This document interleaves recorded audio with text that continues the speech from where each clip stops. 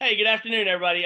Jim, Seth Lundy started off so great shooting the ball, then had a little bit of a dry spell and turned it on the other day. What have you seen the differences and the ups and downs for him? Yeah, well, first of all, he's still a young sophomore, right? Stepping into a new role, a bigger role. Came out of the gates on fire to start the season. I thought teams, then put him on top of the scouting report and made some adjustments to him. And I think, Seth needed to make the adjustments as well. We're asking him to do a lot. Last year, I think he was more of just almost a standstill shooter. And now we're trying to get him in the post a little bit. He's got to get to the foul line for us, driving the ball for us. So I just think it took him a little bit of time to adjust. I think we took him out of that starting lineup just to help him, see the game maybe a little bit differently, get a little different perspective of what defenses are doing. And I think that maybe helped him a little bit. And he's come out and he's been real aggressive for us. Past couple of games, he's been really good. I mean, obviously he played really well against Ohio State, but I thought he played really well against Northwestern as well. So as long as he continues to get better, and the thing about Seth that's really we're happy about, it's not only just his shooting or scoring. He's been rebounding the ball and defending for us as well. Just real quick, it's so obvious, but coaches say it all the time. Now you're on the scouting report. How difficult can that be for young players to understand that when you do that, now people are going to focus on you? Yeah, and it's a real thing. Like he's always been on the scouting report, but maybe he was lower down the list. Then all of a sudden he put himself. They got to put him on the top of the list. It's the same thing that MJ had to go through, right? Like MJ, beginning of the year, he was the guy, and I thought, coming back, he was our leading scorer, and I thought, having to get him to settle in, and he's done a really good job on it. He's been playing like himself now, just adjusting to having to take on those bigger roles. It's difficult. Evan Patrick, let's come to you for your question. And then if you'll raise your hand using the raise your hand function. Hey, Jim. So for a few years in a row now, Penn State has been at the top of, or if not like the top team, the Big Ten in steals. And I'm just wondering what goes into that. Is how much of that is personnel? How much of that is what you're trying to, I guess, emphasize on that end of the floor as a coaching staff? Yeah, I've said this before about embracing who we are. We don't have that huge front court. We don't have shot blocking, rim protection. So the way for us to get stops or get opportunities and easy baskets is to steal the basketball. It's a philosophy that's worked out. We've had to adjust it a little bit this year just because of not having that rim protection. We've had to tighten things up a little bit, but I think it's been a philosophy here, and guys have bought into it. And it's also like the personnel, like, Jamari Wheeler's impact on games is stealing the ball. Sam Sessions, maybe being an undersized guard, he has to have an impact on the game defensively, and his impact is stealing the basketball.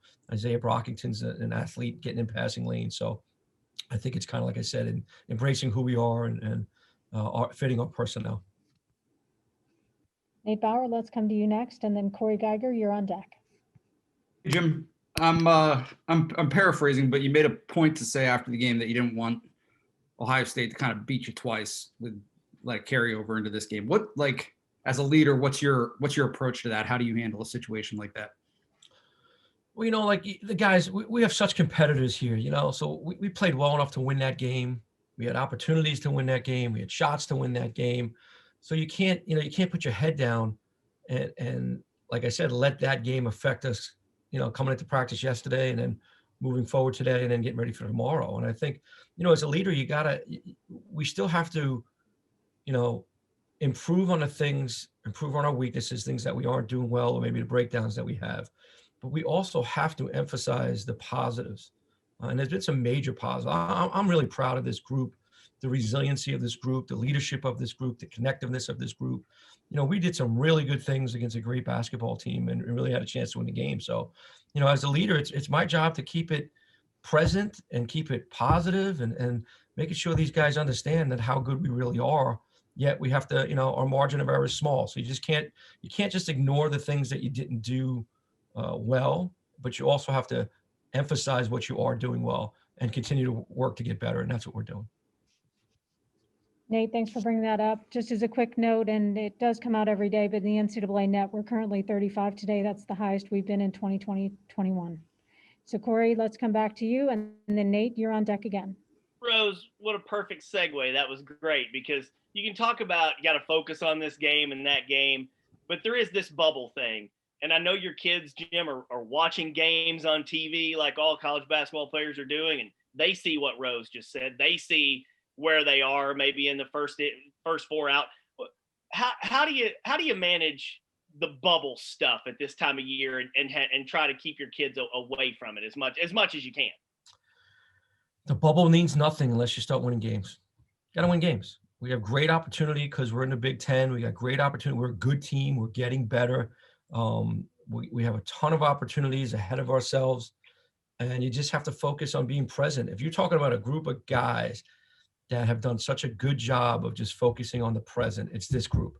With everything they've been through, with the pandemic, with the pause, everything, these guys have done a fantastic job of it. I don't look at our guys as looking ahead or past or anything. I mean, we got Wisconsin in front of us, right? Like that's if you're looking at anything other than, personnel, how do we stop them? How do we score against them? Then you're doing yourself an injustice. And our guys, they're mature about it. Listen, this is its program that reached heights last year that hadn't really been reached, being a top 10 program. And then, maybe we did look at the press clippings a little bit and dropped our guard. So I think that group has learned from this, but ultimately, like you said, is it's about winning basketball games. And for us, it's about getting better every day because that's going to help and lead us to winning basketball games. The rest of the stuff takes care of itself at the end of the year.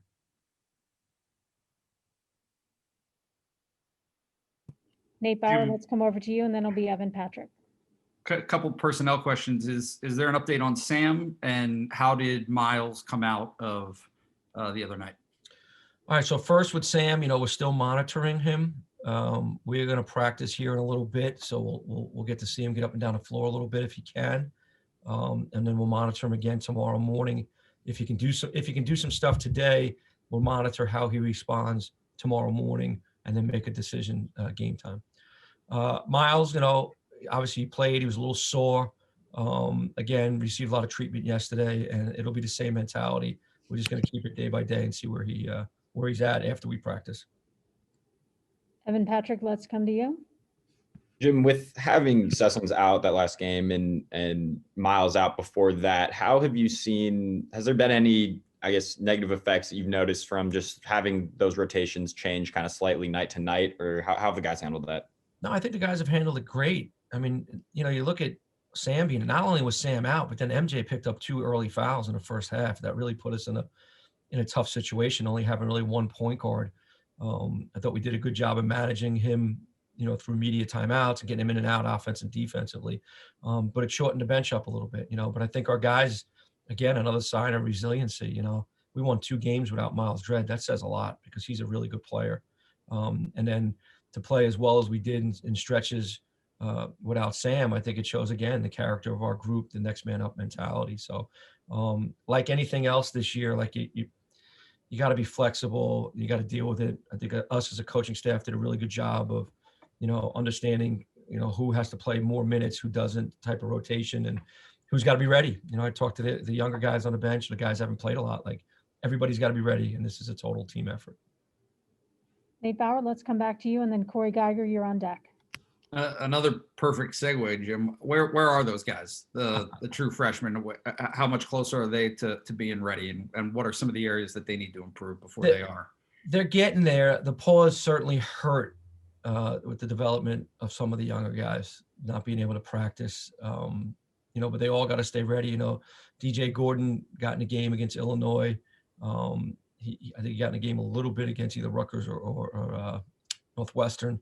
They just got to be ready. Yesterday we did not do much with our starters. Obviously, they put in a lot of minutes, but we did a lot of work with the guys that haven't been playing. So everybody's just staying sharp and waiting for their name to be called. And when their name's going to be called, I'll have trust in every single one of them to go out and do their job. And they're great kids. They're great guys.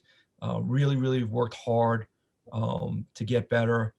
None of them, not one has even complained, not one bit, about playing time or stuff like that. They're really totally bought into this team and totally committed. And they know, John Harrah is a great example for all these guys. We bring up his freshman year. He didn't play at all until late in the season when Mike Watkins got hurt. And John was one of the guys that lead us to an NIT championship. So, we use that as an example when we get to see a guy like John in front of us every day, which I think helps these guys. Perfect example there. John Hara has had more rebounds in the last 6 games than he had his entire freshman year. So with that, we'll go to Corey Geiger. Jim, you got great shots at the end of the game. So I don't really mean this as a second guessing. It was just so unusual. But you are going to second guess. So I'm actually not. I'm really not. I'm true. Nate and I talked about this on the radio. I truly am not, because the result was good. Yeah, but you had Brockington on the bench. And that is so unusual to have one of your best players on the bench in crunch time. Now, again, you got the shots, but what goes into the I know you said that everybody else was in a flow, but how do you come about that decision? So that was a decision we made as a staff. Brock had picked up his 4th foul. He was out for a while. We thought he might have been a little cool at that time. And to be quite honest, Miles Dredd, right? He's the guy that's made a ton of shots, to help us. We felt like we needed to spread the court because they were in such good gaps. So having Miles out on the court, thought was going to give us a little bit more spacing for MJ to attack. Now, some people might have said, hey, well, take Jamari out, but Jamari's the facilitator point guard that's got to make the play, got to make the pass or delivery. So, it's something that we talked about. Will it be different next time? We don't know. It's like I said, we're a team that's really based on who's got it going. I thought we got 2 really great shots. I thought the guys really executed exactly what we wanted to do. Just can't control the ball going in at that point. But very fair question. Yeah, actually, I'm completely serious. You can ask Nate. I said to him the other day, it worked out phenomenal because you end up getting great shots. Yeah, at that point, we're thinking about, we didn't want to have someone be able to be in the gaps because we knew we had to try to get in there to get a shot. So we just thought at that point it was the right decision. Evan Patrick, let's come to you for the final question of the session with Coach Ferry. Jim, you've spoken so highly of John this entire season, and he's had a lot on his shoulders being kind of the sole big man down there that's playing a lot of minutes. But these last 6 games, as Rose mentioned, he's really been on a tear on the offensive glass, more so than he was even early in the year. Is there any reason behind that? Can you point to one specific moment maybe, or for his increase in play, I guess? John's just a special human being, and he knows that's what the team needs, and he's going to do whatever he can to give what this team needs. I mean, I think if he gets 4 offensive rebounds in this game, I think he sets a record or tied for something. Like, what he's doing is just phenomenal. And he's also sending a message to his team. Like, if he can empty the tank every game, then I think all of us, including me, we can all give a little bit more. If John can do what he's doing, we can all give a little bit more. So John, I said it over and over again, he's just a special person, special human being, a special teammate. And if this is what we need to do, then he's going to do it for us. And again, I just can't praise this kid enough.